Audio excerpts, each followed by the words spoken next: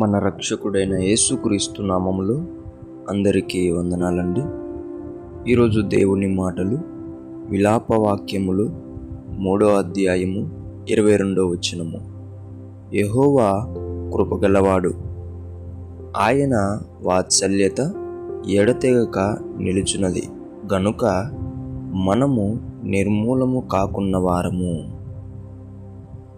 దేవుని బిడ్డలారా, మనం ఇంకా బ్రతుకుతూ శ్వాస తీసుకుంటూ సంతోషంగా ఉంటున్నాము అంటే కారణము మన నీతి కాదు, మన యథార్థత కాదు, మన మంచితనం కాదు, కానీ దేవుడు కృపగలవాడు గనుక మనము ఈ విధముగా దేవునికి దూరంగా ఉన్న, దేవుని మందిరానికి దూరంగా ఉన్న, ఆత్మీయులకు విశ్వాసులకు దూరంగా ఉన్నప్పటికీ కూడా మనం బ్రతకగలుగుతున్నాం. ఎందుకంటేనా ఎడతెగక వాత్సల్యత చూపిస్తున్నాడు, మన పట్ల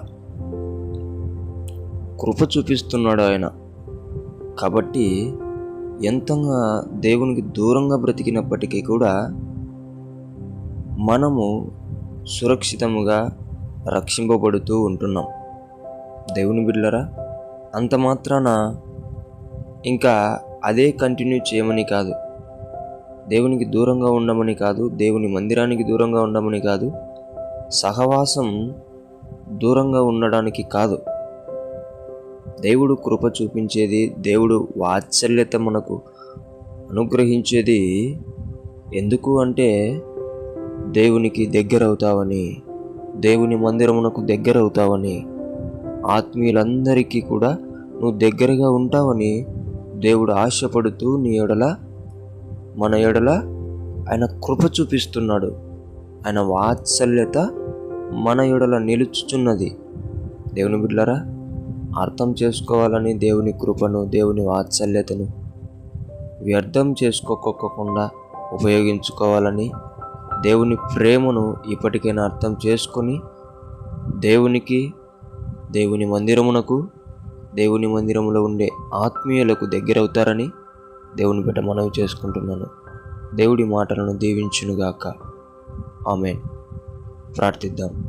యేసయ్యా, నీకు వందనాలైనా, గొప్ప దేవుడవు, మంచి దేవుడవు.